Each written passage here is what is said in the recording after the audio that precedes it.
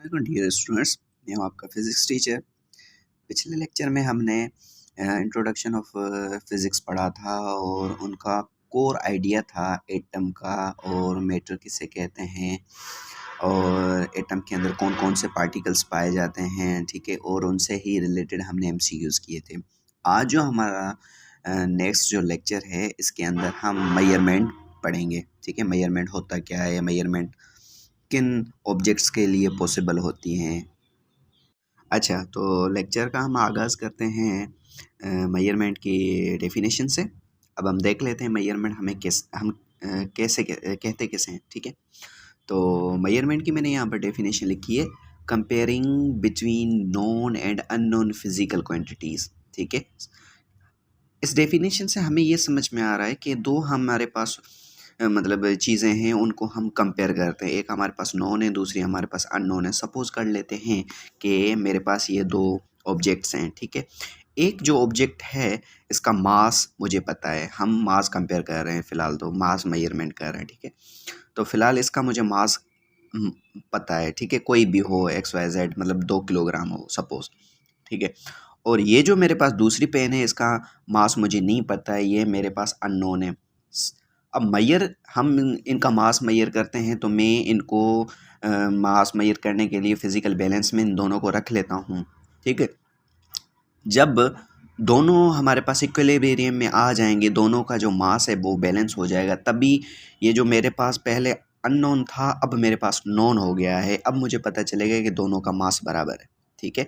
तो मास, लेंथ या कोई भी हम चीज़ मेजर करते हैं, इजीली कर सकते हैं किसी इंस्ट्रूमेंट की हेल्प से, और उन चीज़ों को हम कहते हैं फिज़िकल क्वांटिटीज़, ठीक है। मैंने यहाँ पर लिखा हुआ है, कंपेयर हम नोन और अननोन दोनों चीज़ों को कर सकते हैं, लेकिन वो क्या हो, फिज़िकल क्वांटिटी हो, ठीक है।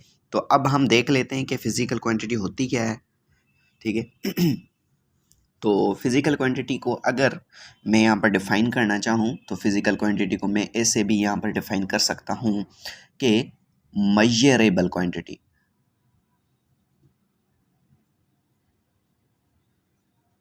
मेजरेबल क्वांटिटी, ठीक है। इसका मतलब क्या है, इसका मतलब ये है कि फ़िज़िकल क्वांटिटी हमारे पास वो ऐसी क्वांटिटी होती है जो इजीली मेजर हो सके, जिनको हम आसानी के साथ मेजर कर सकें, ठीक है। एक और मैं यहाँ पर एक पॉइंट लिखता हूँ कि ऑल द क्वांटिटीज़, सारी जो हमारे पास क्वांटिटी होती हैं, ऑल दी क्वांटिटीज़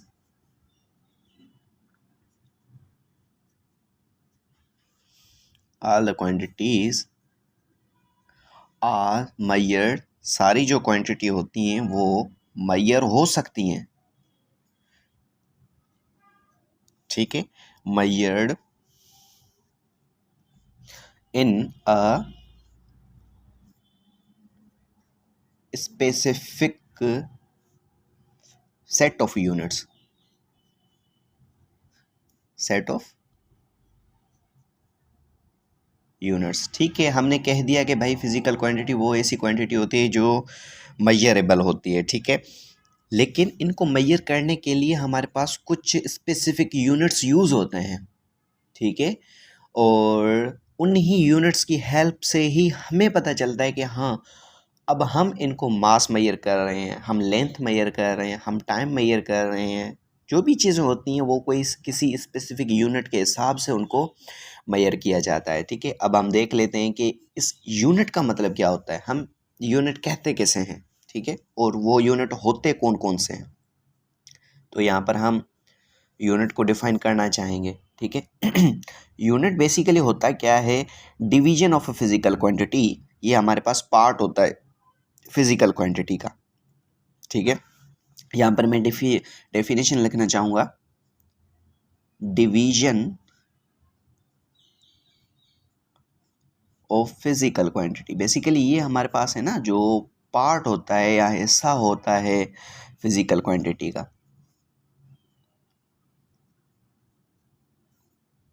ठीक है। विच,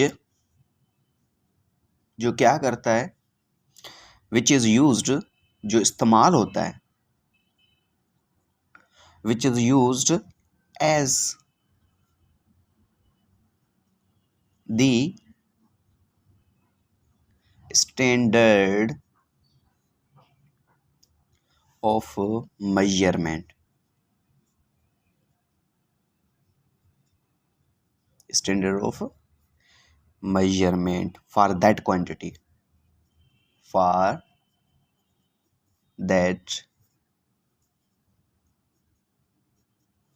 क्वांटिटी।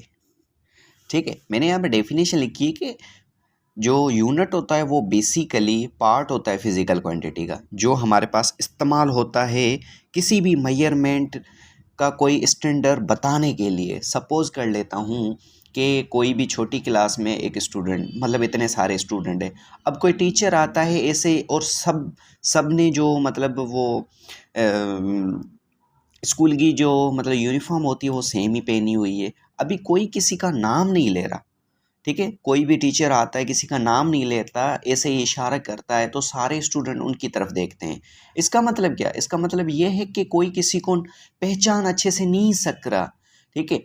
अब जब वो टीचर मतलब किसी का पर्टिकुलर नाम लेगा तभी पता चलेगा कि हाँ ये टीचर उस स्टूडेंट को शो कर रहा है। तो बेसिकली नाम जो हमारा होता है ना, वो बेसिकली हमारा यूनिट होता है, आप ऐसे कह सकते हैं।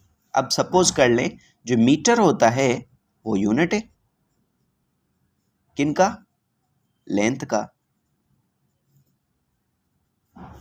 ठीक है।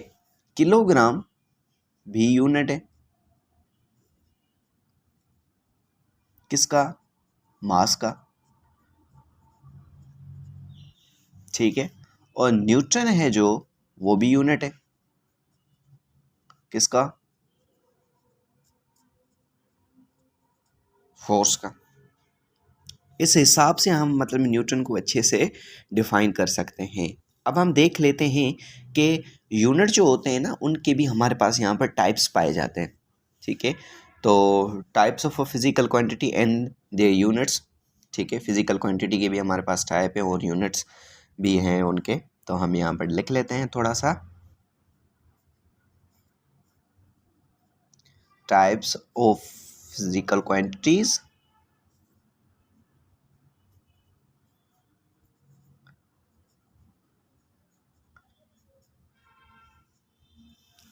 physical quantities and their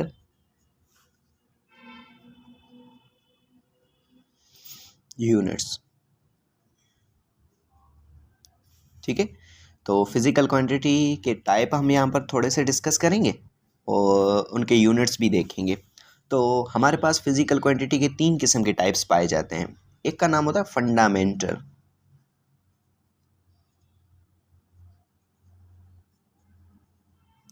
fundamental quantities, fundamental quantities, और इनके जो यूनिट्स होते हैं फंडामेंटल यूनिट्स कहलाते हैं, ठीक है। और बेसिकली ये सेल्फ मेड होते हैं, किसी से बने हुए नहीं होते। आप ये कह दें ये सेल्फ मेड होते हैं, ठीक है। दूसरी जो हमारे पास क्वांटिटी होती है उसका नाम होता है ड्राइव्ड क्वांटिटीज।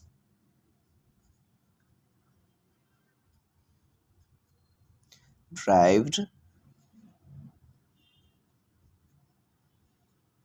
क्वांटिटीज, और इनके जो यूनिट्स होते हैं उन्हें हम कहते हैं derived units,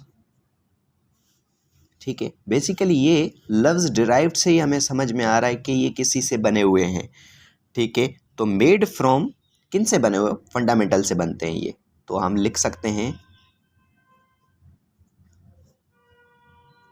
made from fundamental.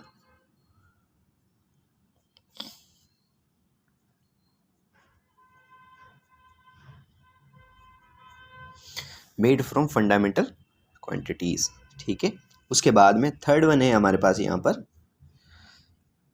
तो उसका नाम है सप्लीमेंट्री क्वांटिटी।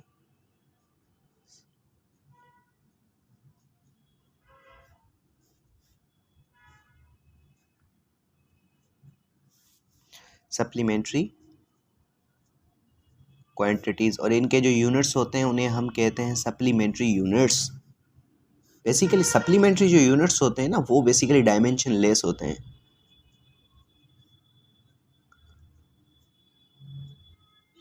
इनके कोई ना कोई यूनिट्स होते हैं लेकिन इनका डायमेंशन नहीं होता।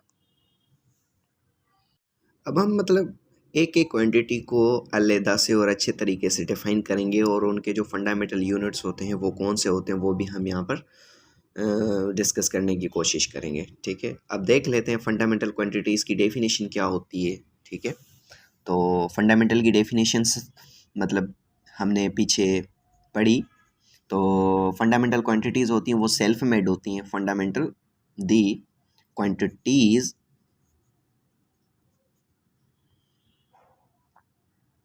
the quantities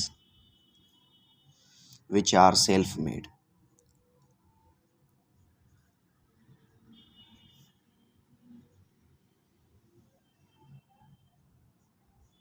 which are self-made। इनको हम सेल्फ मेड है तो इनको हम ऐसे भी डिफाइन कर सकते हैं। एक और इनकी मैं डेफिनेशन यहाँ पर लिखना चाहूँ, द क्वांटिटीज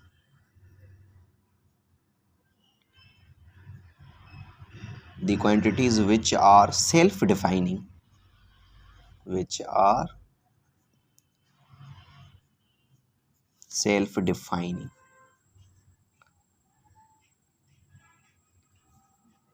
ठीक है, ये भी इसकी डेफिनेशन बिल्कुल सही है। ठीक है, एक और हम इनको डिफाइन करना चाहें कि जो हमारे पास सेल्फ डिफाइनिंग होते हैं क्वांटिटीज़, तो वो किस पर डिपेंड नहीं करते।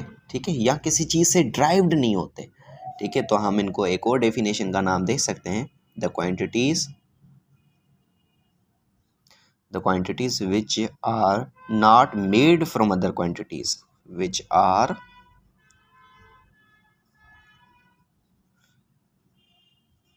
not made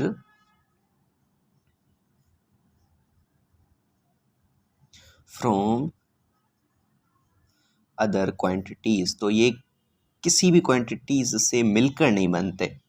ठीक है, सेल्फ डिफाइनिंग यही होते हैं। अब देख लेते हैं कि फंडामेंटल जो क्वांटिटीज़ होती हैं सेल्फ डिफाइनिंग क्वांटिटीज़ होती हैं। ठीक है, किस पर डिपेंड नहीं कर रही होती हैं, तो वो हमारे पास कौन सी क्वांटिटीज़ हो सकती हैं। ठीक है, तो यहाँ पर हम कुछ एग्जांपल्स यहाँ पर लिखेंगे इनके। तो सबसे पहले हमारे पास है यहाँ पर लेंथ। ठीक है, ये हमारे पास क्वांटिटी है और इनका अगर मैं यूनिट यहाँ पर लिखना चाहूँ तो लेंथ का यूनिट होता है मीटर। आप देखें, लेंथ है, सिंगल क्वांटिटी है, किस पर डिपेंडिंग कर रही। ठीक है, उसके बाद में मास। ठीक है, ये भी सिंगल क्वांटिटी है, इसका यूनिट होता है किलोग्राम। ठीक है, तो इनका यूनिट भी सिंगल है, किसी पर डिपेंडिंग कर रहा। उसके बाद में हमारे पास है थर्ड वन, टाइम। ठीक है, इसका यूनिट होता है सेकेंड, ये भी किसी पर डिपेंड नहीं कर रहा। ठीक है, सिंगल ही है।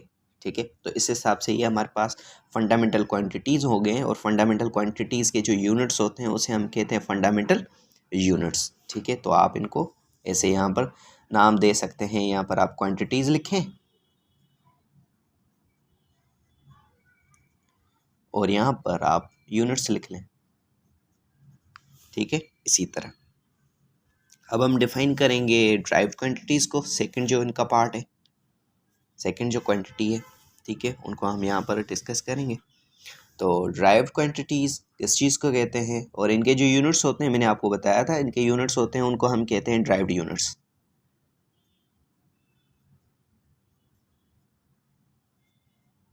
तो अब देखिए यहाँ पर वर्ड्स ड्राइव्ड से ही हमें समझ में आ रहा है कि ये हमारे पास किसी से लिया हुआ है, मतलब किसी से ड्राइव्ड किया हुआ है। तो हम यहाँ पर लिख सकते हैं ड्राइव्ड। ठीक है, यहाँ आप इसको ऐसा लिखें, एक्सट्रैक्टेड, मतलब किसी से लिया हुआ। ठीक है, ड्राइव्ड, एक्सट्रैक्टेड या made. Made by the multiplication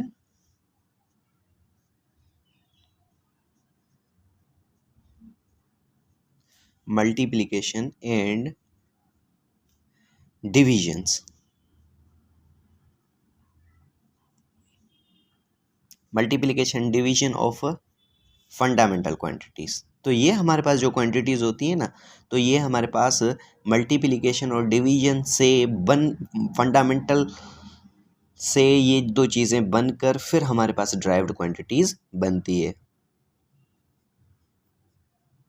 ठीक है, फंडामेंटल क्वांटिटीज़। अब देख लेते हैं हमारे पास ये जो इस टाइप की जो क्वांटिटीज़ होती हैं इस टाइप की क्वांटिटीज़ को हम कहते हैं ड्राइव्ड क्वांटिटीज़, और इनके जो यूनिट्स होते हैं उसे हम कहते हैं ड्राइव्ड यूनिट्स। ठीक है, सपोज एग्जांपल्स में यहाँ पर थोड़ा सा डिफाइन करना चाहूँगा ताकि आपको अच्छे से समझ में आ जाए कि ड्राइव्ड हम कैसे कैसे कैसे इनको कह रहे हैं। सपोज हमारे पास यहाँ पर एक एग्जांपल है फोर्स।